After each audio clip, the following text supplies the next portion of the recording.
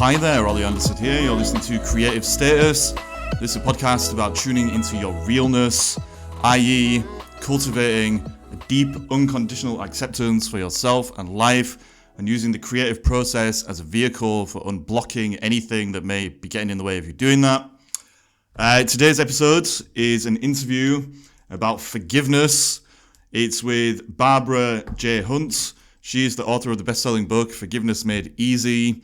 And she also does loads of workshops and stuff like that around helping people to let go of resentment and to move towards acceptance and to forgive people.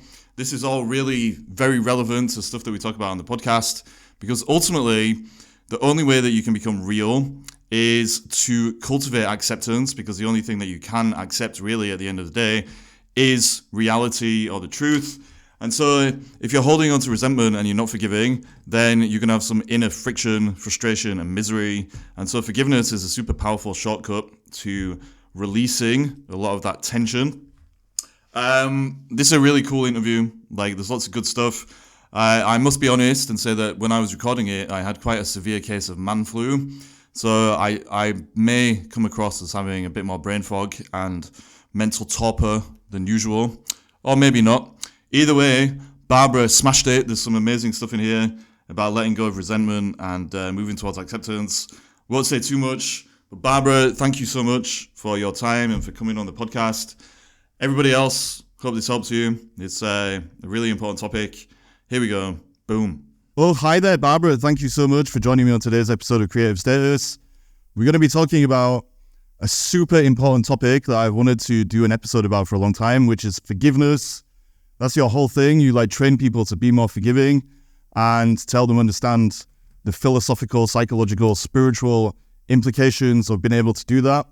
Before we get into it, do you feel like introducing yourself, telling people how you ended up doing this kind of work, and also sharing what you want to get out of this conversation that we're about to dive into? Sure. Thanks, Ollie. Thank you for inviting me. So it's a bit of a weird thing to get into, actually, forgiveness, and to make it, it's almost like, it feels like my calling is to spread the happy word around forgiveness. And I've been interested in personal and spiritual development since I was about 15, so for a really long time. And I've been curious about effective tools, things that actually work. So besides all the things like, talking therapies and physical, body work, somatic therapies, all that sort of thing, and keeping healthy and well, I've been really interested in mental and emotional well-being, and particularly forgiveness, because it just seems to have the most potency. And we're already aware of mindfulness, and there's quite a lot of information about meditation and the benefits of that. And my vision is that forgiveness will become the next big M out there. So yeah, and so I'd love to just explore it a bit more, because what I find generally is when I talk to people about forgiveness, the comment that I get most often is, "Oh, I never thought about it like that before." So I'm hoping that you and I can sort of dive deep into the nuances of forgiveness, what it is and what it isn't, and why it matters, and sort of the broader picture, not just why it matters for us individually and for our personal relationships, but in the bigger context, because, oh my goodness, there's a big context that needs a bit of help. Yeah. So. Wow. Okay. So let's just dive right into it. What do you mean when you say that there's so much potency when it comes to forgiveness? Because I agree with you. Like, what I've seen when I'm working with people, if they can start working on forgiving themselves and then forgiving others by extension, is that it just unblocks so many powerful areas and strengths within that person that they didn't even know was there. But what is it from your point of view that makes it so potent? It's really true. I used to work on a retreat for 7 years. I worked on a detox retreat, and I used to think of forgiveness as colonics for the soul, because we were doing colonics for people and they were fasting as well, and we would do deep emotional work and around forgiveness in particular. So should we start with the definition of forgiveness that I use, because that can really help to clarify what we really mean about forgiveness, what it is and what it isn't, because I think that in and of itself is sometimes where, like, even before we're having a conversation about forgiveness, people have switched off because they're thinking, well, I'm never going to forgive them. It's like, you can talk all you like, lady, but I'm not listening. So forgiveness, so this definition comes from one of my first teachers about forgiveness, a guy called K. Bradford Brown, and he created something called the More to Life program. And they're still going, they're still teaching their work. And this is excellent. And he says that forgiveness is the absolute refusal to hold ill will against someone for what they did or didn't do. So I'll say it again because it's quite long. Forgiveness is the absolute refusal to hold ill will, so that could be a grudge, a gripe, a grievance, hate, anger, against someone for something that they did or didn't do. And I really love it because it's very specific, and it turns the emphasis away from the thing that happened or the thing that the person did to your absolute refusal to not hate the person for doing it or for not carrying the ill will. So I don't know if you want to reflect back on that. I think another powerful thing about that definition is that it includes what they didn't do. Mm-hmm. And I think a lot of the time, the reason that we get so worked up and that we hold grudges in the first place is because we have some expectation about how other people are supposed to be in the world, how they're supposed to show up in our lives, how they're supposed to do things for us that they can't do. And for me, I think that is a big part of the problem, clinging on to those unreal interpretations of people that block us from truly accepting them and seeing them as they truly are in reality. And it sounds like, if I've understood it properly, this definition is just about stepping back from all that stuff so that you're getting a more solid foundation for seeing clearly, something like that. Absolutely. And you're bang on in terms of our expectations. That saying about today's expectations are tomorrow's resentments, because we have scripts. We want people to know automatically what we're thinking and feeling and how they should be treating us. And sometimes we tell them, sometimes we don't, but we still expect them to know. And it's always the very big theme is, if you were different, I'd be happy. So if you were doing the things or not doing the things, then I'd be happy. And so kind of good luck with that, as in, everybody else is doing their own thing. So the only chess piece that we have any control over is ourselves. And that's, we are the ones who need to be taking charge of, what do I choose to keep in my heart? Because the other thing, just very broadly about holding on to a resentment, is that it's kind of a waste of your time and energy. Because it doesn't change anything. The thing has still happened. The person has still done the thing or not done the thing. It's just, do you choose to keep holding on to it forever, or for however long you want to hold on to it? Because it doesn't change anything. It doesn't matter how hard you resent somebody. I could kind of go, okay, I'm going to resent them really, really hard, especially on Saturdays. It doesn't make any difference. So so then you have to start unpacking why do we do it? Why do we prefer to hold on to our resentments than to let them go? And that's where it gets very interesting. I think this is where it comes back to the main theme of this podcast, which is, if we simplify life, we've either been real or we've been unreal. And when we've been real, we always have that foundation of acceptance that we're kind of alluding to, because the only thing you can really do with reality is accept it. And that includes the reality of ourselves and the reality of other people. And I think one reason, if not the reason, that forgiveness is such a powerful, powerful thing is that it stops you from holding on to the unreal. And ultimately, the unreal, I think, is always some ego/identity thing that we've attached to and then projected out into the world and onto life itself and onto other people, so that we can avoid our own emotional stuff.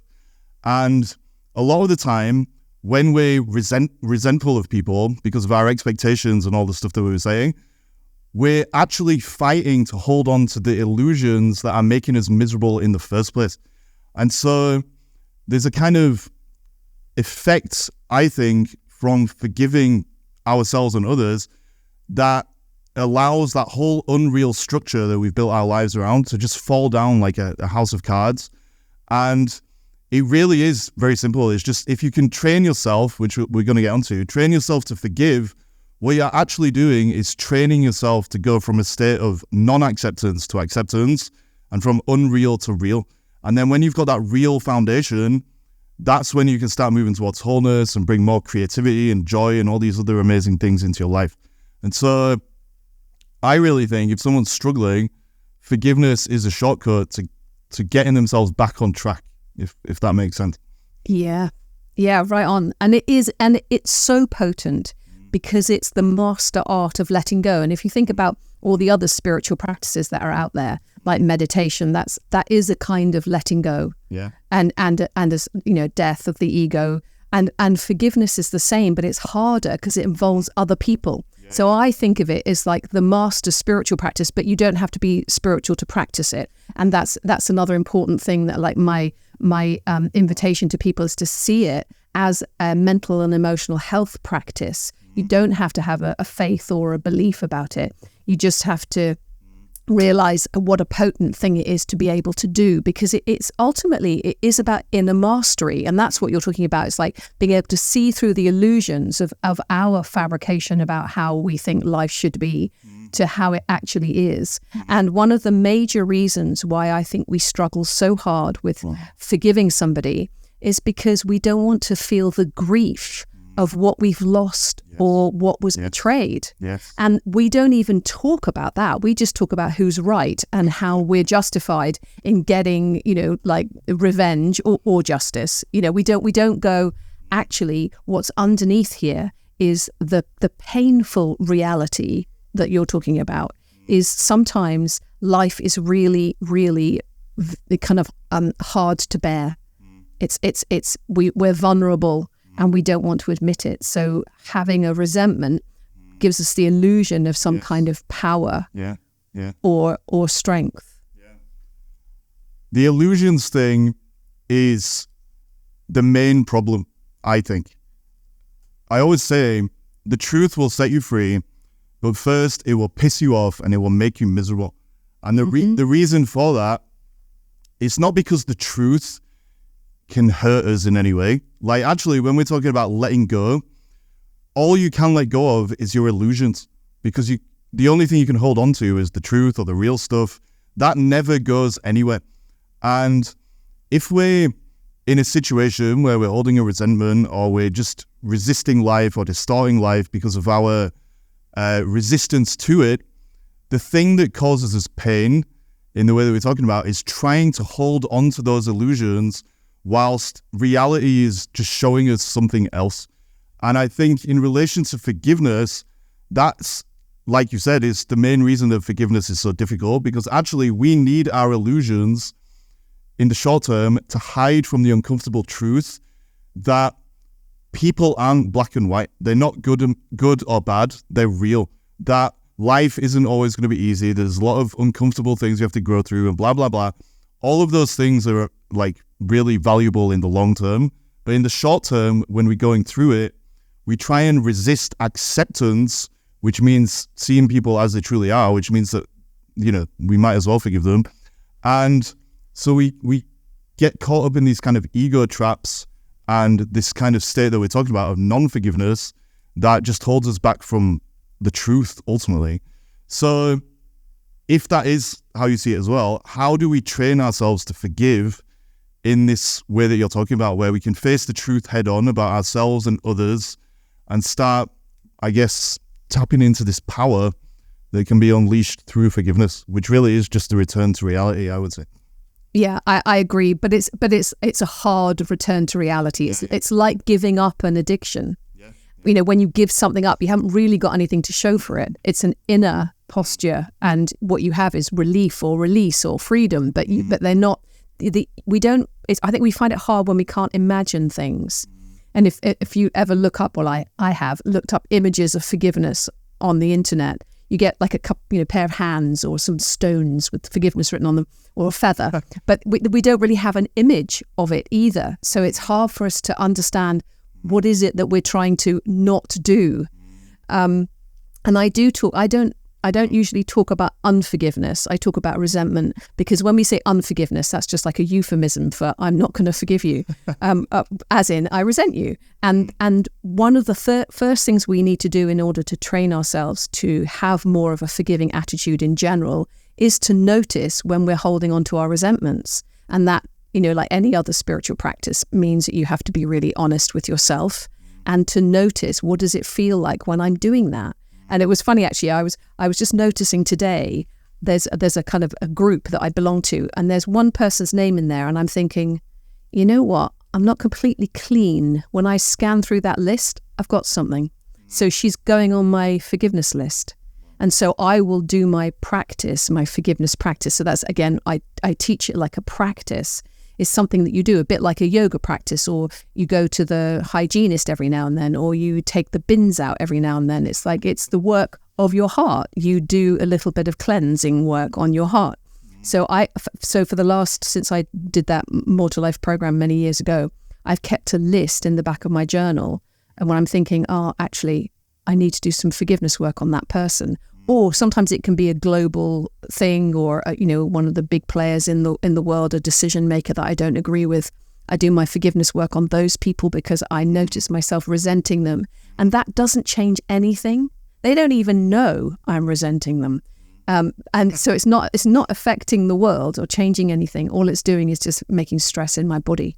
So that I would say the first thing that, in order to train ourselves to be more aware of what we need to forgive, is to admit to ourselves our shadow, that we are holding a resentment. I'm judging that person. I'm making them wrong. I think I'm superior to them, or that what they've done is they shouldn't have done it. And I've got a story. And so as soon as you notice, you have to notice first, then you can start doing the work of undoing it. So if we're going to reverse engineer resentment, what kind of symptoms might somebody notice in their lives? So you've alluded to them a few of them already. We might realize that we've got some hatred for somebody or something like that. But I think that, because what we're saying is that forgiveness is ultimately the way back to wholeness, to acceptance, then we can kind of assume that if we're resentful, then we're not going to be aligned with wholeness in the sense of kind of evolving and expanding and feeling a sense of flow, feeling connected to life and all those kind of things. We're probably going to have the opposite.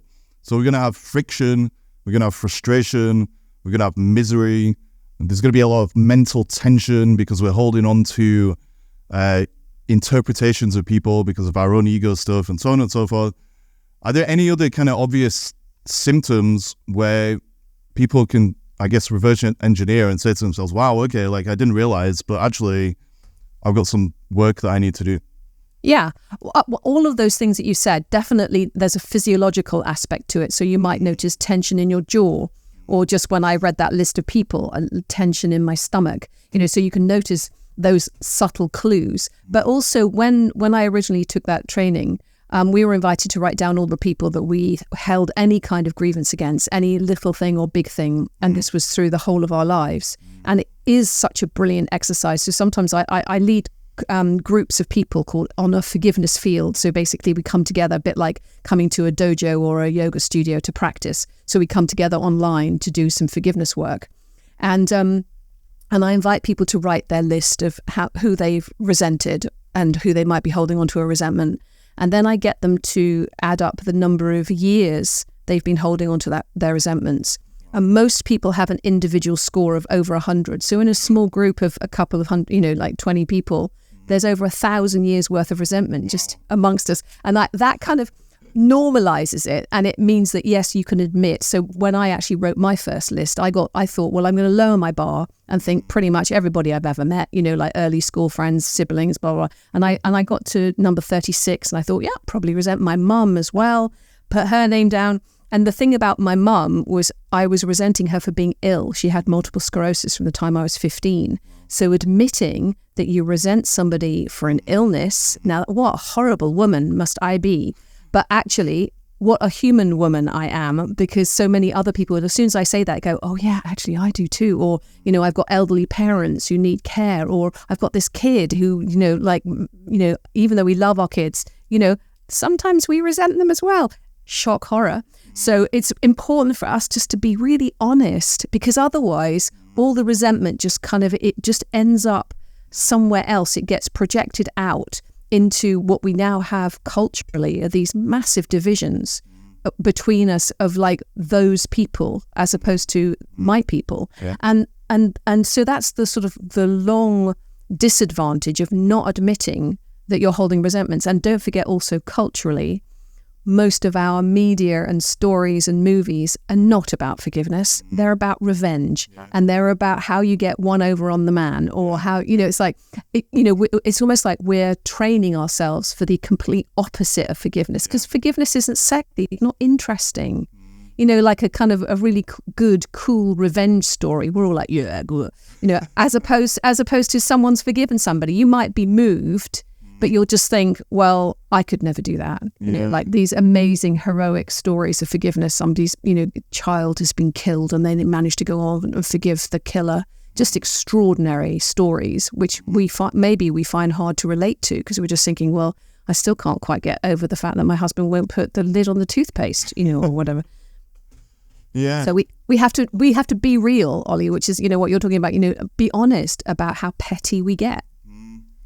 There are so many questions I have after this stuff you just shared. First of all, do you think it's possible to live without resentment? Like, as a human being, can we get to that point where, everything just, it slides off us like water off a duck's back. Nothing really bothers us anymore because we're grounded in something true rather than all of these interpretations and so on that lead to resentment.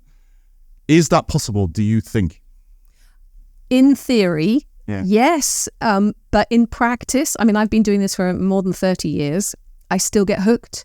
I still do my practice. But it's like saying, have you got any spare change? I don't know. I haven't finished living my life yet. We don't know what's going to happen. So it could be that somebody does something really difficult, like to a member of my family, or there's some, I don't know, mistake or something that's made, or, maybe a harm. Do I then do the same thing? I'm committed to a forgiveness practice. I'm going to choose to do my forgiveness practice every time. Because if you, like one of the biggest teachers about forgiveness was Jesus, whose birthday's coming up soon. And he said, 70 times 7. Like when do you forgive? 70 times 7. And so that's like every time. So it is like a practice, because you wouldn't say to somebody, when will you finish doing yoga? It's a lifelong practice, and the same with meditation. So I feel like forgiveness is in the same area. What I do know as well is from like 30 years of practicing is that it's still my choice. I still prefer to not carry any resentments, which is why I'll write that person's name down and I'll do my practice. It doesn't mean that I'm not unfuckwithable yet. Yeah. But I think it is possible to get to that point where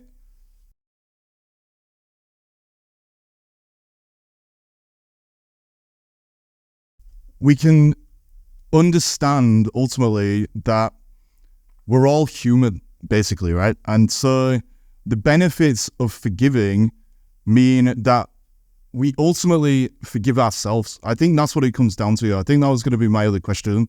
So it is possible to forgive everybody, but only if you forgive yourself first. Because if you don't forgive yourself first, which just means accepting yourself unconditionally and realizing that you're on a journey towards wholeness that is going to last your whole life, you can always go deeper.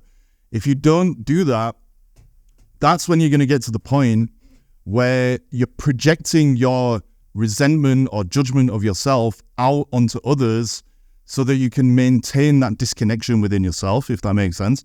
And so only if we work on that internal foundation are we going to be able to continue doing this work that you're talking about of forgiving others as they inevitably annoy us as we go through life and they don't agree with us or they share different values and different needs and all that kind of stuff.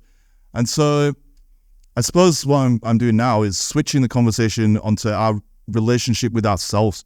Because do you think most people, I think, at the start of these kind of spiritual journeys where they need to work on their emotional health and their mental health and the spiritual health, at the start of the journey, there is a sense of disconnection within themselves, which is adding to the kind of tension that causes them to want to cling on to the illusions that we were talking about at the start of the conversation. And when they've got that inner disconnection, the void, that's when it's much harder to be able to just accept other people.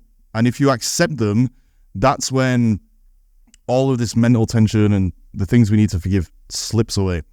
So I'm been very long-winded and rambling, but ultimately what I'm saying is there a shortcut to forgiveness of others by working on forgiving ourselves for the disconnection that we may have picked up because of childhood trauma and shame and guilt and all those kind of things? If we work on that first, is it going to make the other stuff easier? That's a really interesting question. Do you know the alternative serenity prayer, which goes, God grant me the serenity to accept the people I cannot change, the wisdom to change the courage to change the one I can, and the wisdom to know that it's me. So I agree that self-forgiveness is really important. I never say that we have to do it first because I don't want to put people off doing any forgiveness work. And sometimes self-forgiveness is the hardest. It's the one that I find I get more people coming to the self-forgiveness classes than to the general ones at the moment. It's the one that people find the hardest because you've got the least distance between you and you. At least other people look like they're out there, whereas, you're with you 24/7. So I wouldn't be prescriptive and say it's one then the other, but I agree with you that when you are able to project less on others, that you would have, it would be easier to then, ideally, not being triggered in the first place, not resenting in the first place is the ideal. So the more inner work that you've done on yourself, the more at home you are in yourself, the less you need to do that because you're not needing to point score off others. And you can have more of an attitude of live and let live, providing somebody's not causing harm. And I think that's another really important thing just to say generally is forgiveness is not about accepting unacceptable behavior or condoning unacceptable behavior. And you do still, if you need to, litigate, create clear boundaries, or prosecute, or whatever. Sometimes you have to take radical action to correct something. So amends sometimes do need to be made. But when you have that definition of forgiveness that I'm using, it's not dependent. My forgiveness is not dependent on whether somebody apologizes or makes amends. My forgiveness is on my choice whether or not I hate somebody or carry ill will against them. And that is empowering. And it's the same with self-forgiveness. In fact, I was just thinking back to an email I had from somebody a while ago saying, I absolutely cannot forgive myself. And they didn't say what it was that they were not able to forgive. But that, to me, is a choice. Of course, you don't have to forgive yourself, but it's usually when you believe that forgiveness means other things like I don't have to make amends, or I wasn't responsible, or I can't make amends, or I can't change it, or if I forgive myself, I might do the same thing again, which is the most common fear. None of those things are true. Self-forgiveness is, again, it's just a choice. I choose to not judge myself and beat myself up and hold on to that story. I may have made a mistake. There is something I want to make amends for, or I can't make amends for, but I'm going to do other things, as my choice to mitigate whatever that decision was or thing that I did. And so there's the inner work, and then also there is the outer work. And there's even the same with forgiveness. The way I teach it and work with people one-to-one is I get them to do a process in their imaginations as if they're having a conversation with the other person, a bit like a Gestalt kind of conversation.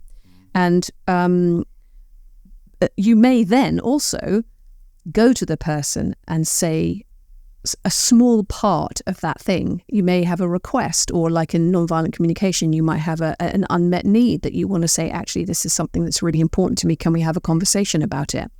But doing it in almost like the safety of your own mind or with a therapist means that you then have the opportunity to fully express the resentment that you have, to be able to clear your field of it, so that it's almost like you're panning for gold. You're getting clear on what's really the nub of this. What's actually the thing that I need to look at, and maybe it's something I need to look at in myself because it's something I'm projecting.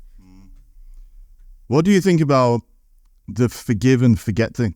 So I guess the traditional advice in society is forgive but don't forget. So we release people of, our resentment and all that kind of stuff. We let them know, but we also let them know that we haven't forgotten. And I suppose that is rational, obviously, so that we don't fall into the same situation again, or the patterns aren't repeated and that kind of stuff. But the way we're kind of talking about it, it's almost as though forgetting about it is actually the next level, if you want to break it down into levels, because in a way, by forgetting about it, we're truly getting to that place of acceptance where we've been fully present, if you know what I mean. Like, the past isn't clouding our view of the person right now. And that's obviously only if we want to continue a relationship with them or something like that. But I don't know, it's a bit of a random question, but like, are there benefits to actually getting to that point where we can forget in a sense?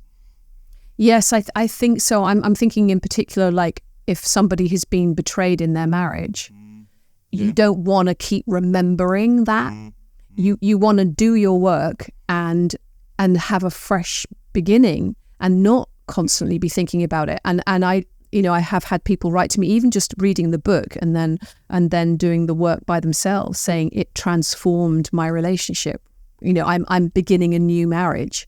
Even though those things happen, you've saved me. This like really kind of like amazing kind of acknowledgement for how powerful it can be to be able to do that piece of work. And in my book, I also talk about needing to do it the equivalent of 70 times 7, because sometimes things will come back up again, other layers, even though you might do your forgiveness work on your parents, or, I think everybody needs to do forgiveness work on all the early players, even though you might have had a good, I've had a perfect childhood. No one's had a perfect childhood. Nobody had perfect parents. Ask my son, he'll tell you. So, it's like we do the best we can, and we carry resentment, and it's really good to clear those fields. And then if it's an ongoing relationship, little things, it's a bit like you don't just clear your house, you vacuum, whenever you have visitors, not just the first time, so it's like we need to keep doing the work. And I think as a practice, it's a bit like, again, back to yoga, you get stronger and more flexible. So with forgiveness, you become more accepting and more able to see, oh, I'm making a story up there, or oh, I've just projected my shadow onto that person, and take responsibility for it. So I think the practice of it is literally having it in your field as a practice, like this is a relational thing. And I really believe that when we clear up our inner relationships, this is sort of the longer view and the potential we were talking at the beginning, the potency of forgiveness is if every individual did their forgiveness work, we would be clearing up thousands of years worth of resentment culturally, historically, karmically. And I believe that, if we're going to, make it as humanity, we have to know how to forgive, and we have to be practicing it in order to be able to move past our differences to create a world that works for everyone. 100% agree. How do we flip the cultural script narrative that sees forgiveness as been a weak thing? Because ultimately, what we're saying, I think, is forgiveness is the way back to acceptance, to reality. And because reality is often going to throw all kinds of uncomfortable truths in our face that are going to cause us to have to, let go of our illusions and all that kind of stuff, facing reality is about strength, ultimately. Mm-hmm. But a lot of people seem to think that forgiveness is weak. Like, if you forgive, and I'm not one of these people, for the record, but they seem to think if you forgive, well, you're a pushover, or, you're just wishy-washy. The world's telling you what to do. You don't have this bloodlust for vengeance and all that kind of thing. And so you're clearly just a weak person, basically. Like, how do we get people to realize it's the other way around? that forgiveness is strength, letting go and getting fully in the present so you can kind of have a fresh start with whoever it is that you've had to forgive. That is true strength, because you're letting go of your weakness that stops you from seeing the truth about yourself and the truth about them. Absolutely, 100% with you on that, totally. And I think having conversations like this, that's my mission, more podcasts so that I can spread the happy news. But also, if you think about somebody like Gandhi or Nelson Mandela or even the Dalai Lama, you don't think, oh, there's a weak person. These are spiritual masters. And that is where the strength is. It's like being able to stand literally in the face of, like the equivalent of crucifixion and not hate people. That is mastery. And so I agree with you. It's incredible strength. It takes strength and vulnerability to say, I'm going to stand with my heart open in the grief of this thing and not close my heart. I'm going to keep my heart open. And it doesn't mean that you don't set clear boundaries. You do. You say, this is unacceptable. We want the British out of India.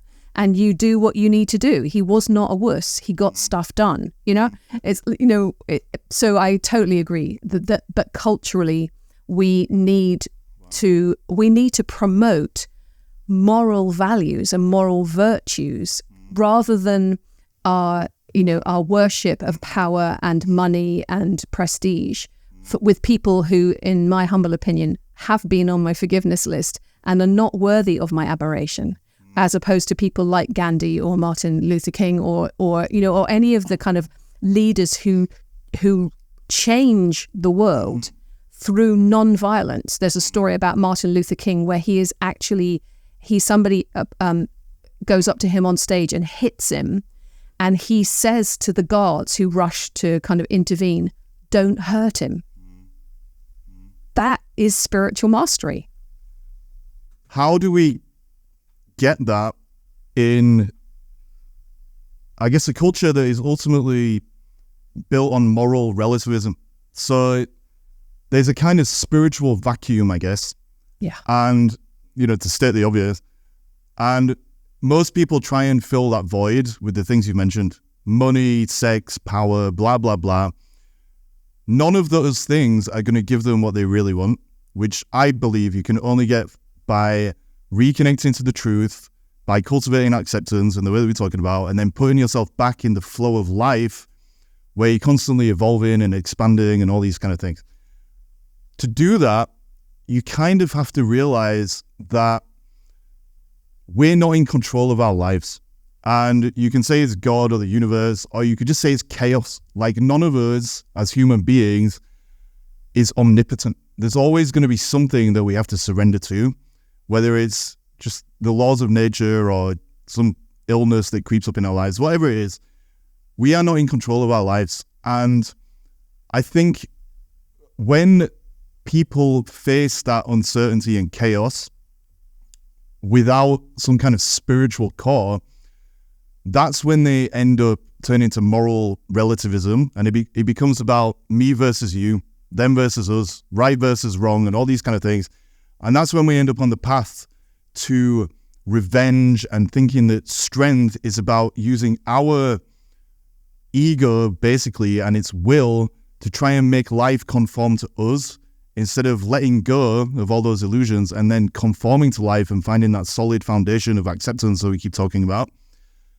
I think moral relativism, this idea that, it's all relative and my opinion is just as valid as yours, and it's just, I've got my reality and you've got yours, etc. That's, in a strange way, giving people the illusion of freedom, but it's causing them to actually lose freedom in the long term, because it's making them more egotistical and therefore holding on to resentments and that kind of stuff. So that was a long-winded way of going about it. But how do we bring the kind of truth that you're talking about back into the world, in a world where most people are buying into that kind of relative way of looking at things? Because what we're talking about really is, I guess, like an absolute truth of some kind. And if you tap into that, then you'll let go and you'll be forgiving and things will be much better.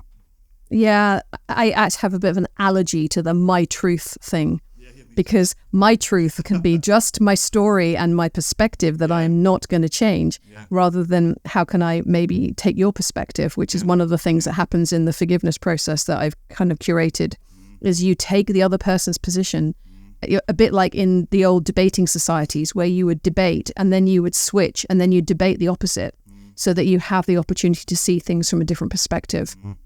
And so I agree with you. I don't really know how we do it culturally. I'm seeing the mental health crisis, even the fact that it's just called a mental health crisis and not an emotional and spiritual crisis, for that is what it is. The fact that we are noticing how unable we are and how unresourced we are to be able to meet the challenges, particularly of life in the 21st century, that I think will be forced onto our knees before we have to make the changes that we could choose to make. There's a really lovely Hafiz poem that says, no one can resist a divine invitation that narrows down all our choices to just two. You could come to God dressed for dancing or be carried on a stretcher to God's ward. And that's it. I really believe that there's the greater, like you were saying, whatever it is, the life force itself, the universe, God, whatever you want to call it, consciousness is something that we are mostly unconscious of. And as we become more conscious of it, that it changes us. And that's irresistible. And we can kind of go the hard way, which is what it looks like. Or we can try and head things off the past by, waking up as much as we can and doing what we can to free ourselves. Because I don't know if you ever played that game called Stuck in the Mud when you were a kid. No. Somebody's it, and then they go around and they tag people. And as soon as you're tagged, you have to stand with your arms out and your legs apart. And the people who are still free, they run and scramble between your legs and you get free. And then you go and free other people. And I think it's like that. It's like those of us who know the importance of doing the inner work and taking full responsibility for the way we show up in the world. It's like not really our duty, but our privilege to be able to talk about it and to encourage and support other people to do the same. So many amazing things in this conversation. We're going to have to wrap it up, but if you were going to sum all of this up, if that's even possible, how would you do it? So I guess what I'm saying is, have you got any final words of wisdom? And can you let people know where they can find you as well? And your book and all these other resources you've got. Yeah, sure. Thank you. I'll do the logisticy things first. So my book is called Forgiveness Made Easy: The Revolutionary Guide to Moving Beyond Your Past and Truly Letting Go. And that's available on Amazon in all different, it's Audible as well as Kindle and print book. And my website is forgivenessmadeeasy.co.uk. And I do one-to-one sessions with people. They take 90 minutes if you want to work with me on releasing a big resentment or something that you want support to release. And then I also host online forgiveness fields where they're kind of group sessions, which are, obviously more economically a good deal.